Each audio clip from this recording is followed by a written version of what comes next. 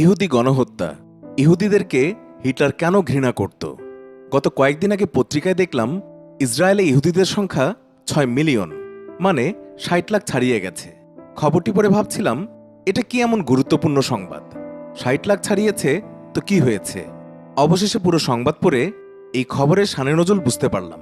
১৯৪৩ সালে দ্বিতীয় বিশ্বযুদ্ধের সময় যে ব্যাপক হারে ইহুদি নিধন হয়েছে জার্মানি নাৎসি বাহিনীর দ্বারা, তা ইতিহাসে হলোকাস্ট নামে পরিচিত। এই হলোকাস্টে ৬০ লাখের উপর ইহুদিদের হত্যা করা হয়েছে বর্বরোচিতভাবে, যা থেকে অবধ শিশু ও নারীরাও রক্ষা পায়নি। সেই সময়কার জার্মানির চ্যান্সেলর অ্যাডলফ হিটলার ছিল সেই গণহত্যার কুখ্যাত নায়ক। কিন্তু আপনারা জানেন কি, হিটলার কেন ইহুদিদেরকে ঘৃণা করত? এই প্রশ্নের উত্তর খুব সোজা নয়। এই প্রশ্নের উত্তর নিয়ে গত ৭০ বছর ধরে গবেষণা চলছে। আমার নিজেরও এই ব্যাপারটি নিয়ে গভীর আগ্রহ রয়েছে। মানবজাতির সৃষ্টির পর থেকেই জাতিগত দাঙ্গা কিংবা ধর্ম নিয়ে যুদ্ধ ও হানাহানির বিরাট ইতিহাস রয়েছে। আমি ওসব দিকে যেতে চাইছি না। এই আলোচনায় আমার আগ্রহ শুধুমাত্র হিটলারকে ঘিরে। কেন সেই জঘন্য কাজটি করেছিল? শুধুই কি নিজের স্বার্থে, নাকি শুধুমাত্র জার্মানদের স্বার্থ রক্ষার কারণে?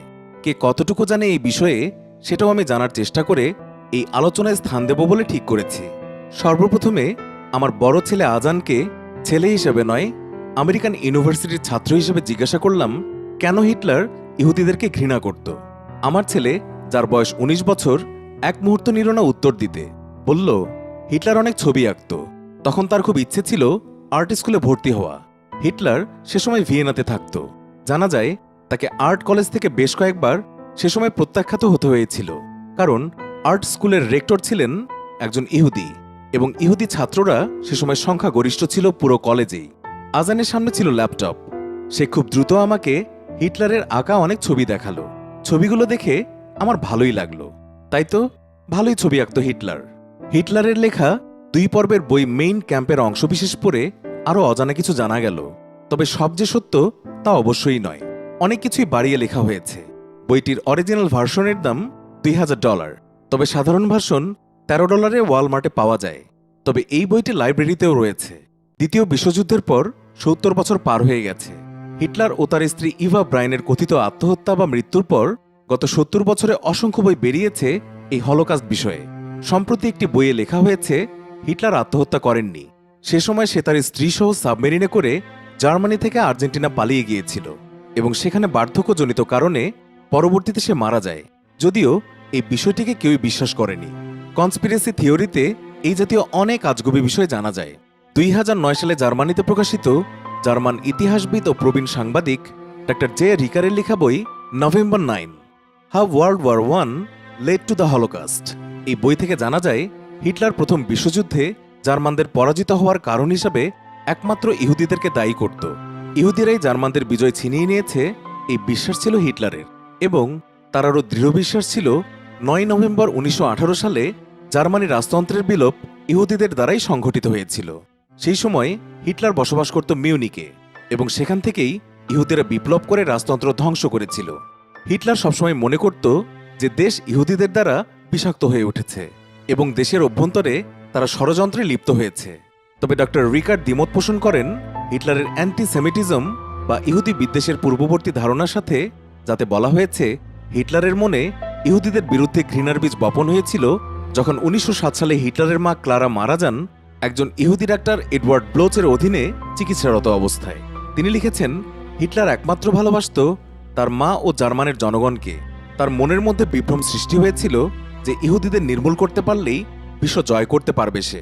ডক্টর রিকার হিটলারের অনেক বক্তৃতা বিশ্লেষণ করে উপরোক্ত যুক্তি খাড়া করেছেন।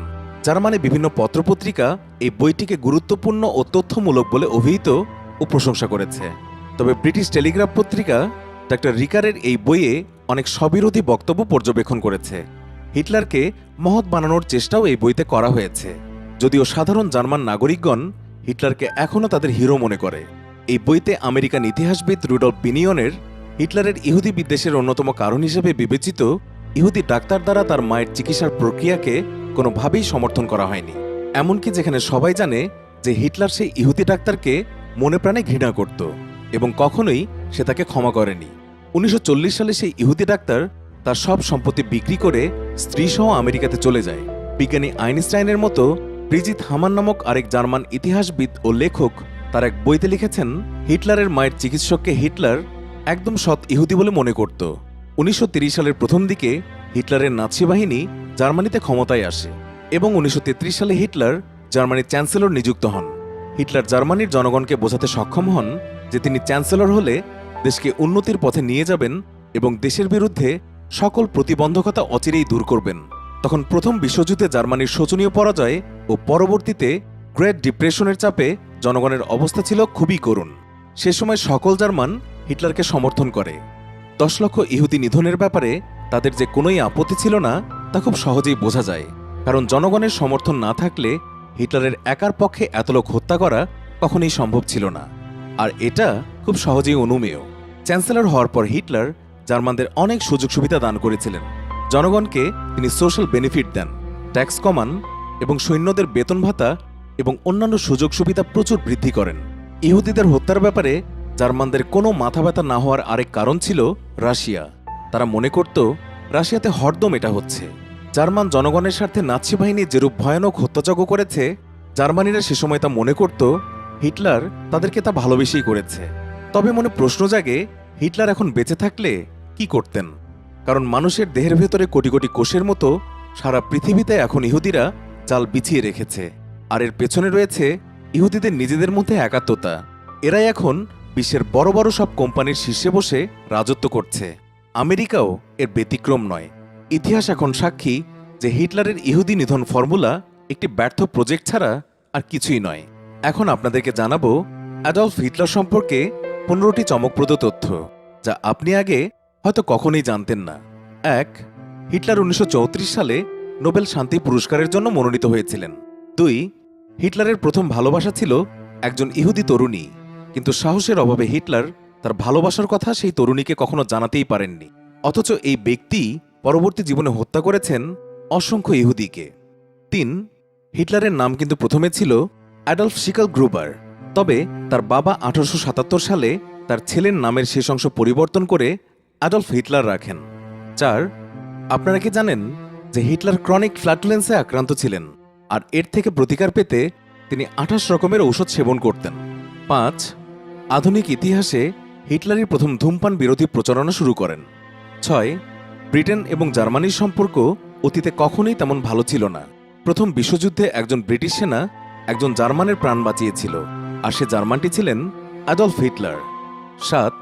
অত্যন্ত অস্বাভাবিকভাবে হিটলারের অন্ডকোষ ছিল মাত্র একটি। 8. হিটলার ইংল্যান্ডের লিভারপুলে তার ভাগ্নের বাড়ির ওপর বোমাবর্ষণ করেছিলেন। কেন জানেন? যাতে তার ভাগ্নে তার উপর ক্ষিপ্ত হয়ে আমেরিকান সেনাবাহিনীতে যোগ দেয় ও তার বিরুদ্ধে যুদ্ধ করে। 9. Henry Ford. হেনরি ফোর্ড ছিলেন আমেরিকার বিখ্যাত ফোর্ড গাড়ি কোম্পানির প্রতিষ্ঠাতা। হিটলারের ডেস্কের পেছনে ফোর্ডের একটা পোর্ট্রেট ছিল। 10. হিটলার নিজে ছিলেন সম্পূর্ণ নিরামিষভোজী ও প্রাণী হত্যাকে নিষিদ্ধ করে আইন প্রণয়ন করেছিলেন তিনি। 11. মাত্র 4 বছর বয়সে হিটলারকে পানিতে ডুবে যাওয়ার হাত থেকে বাঁচিয়েছিলেন এক পাদ্রী। 12. জার্মানিতে সে সময় একজন ইহুদি বংশোদ্ভূত চিকিৎসক ছিলেন, যিনি হিটলারের পরিবারের কাছ থেকে চিকিৎসার জন্য কোনোরূপ অর্থ নেননি, কারণ হিটলারের পরিবার সে সময় আর্থিক অনটনে ছিল। পরে ইহুদিদের প্রতি চরম অত্যাচার চালালেও হিটলার সেই সময় সে চিকিৎসককে রক্ষা করেছিলেন। হিটলার এই ব্যক্তিকে মহান ইহুদি বলে ডাকতেন। 13. ইহুদিদেরকে চরম নির্যাতন করে মারার জন্য হিটলারের নাৎসি বাহিনী তৈরি করেছিল কনসেন্ট্রেশন ক্যাম্প। তবে অদ্ভুত বিষয় হচ্ছে, হিটলার তার জীবনে কখনোই এসব কনসেন্ট্রেশন ক্যাম্প নিজের চোখে দেখেনি। 14. ছোটবেলায় হিটলার চেয়েছিলেন একজন পাদ্রী হতে। 15. ডিজনি নির্মিত কার্টুনের বিশাল ভক্ত ছিলেন হিটলার। প্রিয় দর্শক, এই প্রতিবেদনের ব্যাপারে আপনার মন্তব্য জানাতে কমেন্ট করুন এবং বিভিন্ন অবাক করা সংবাদের আপডেট জানতে সাবস্ক্রাইব করে আমাদের সাথেই থাকুন।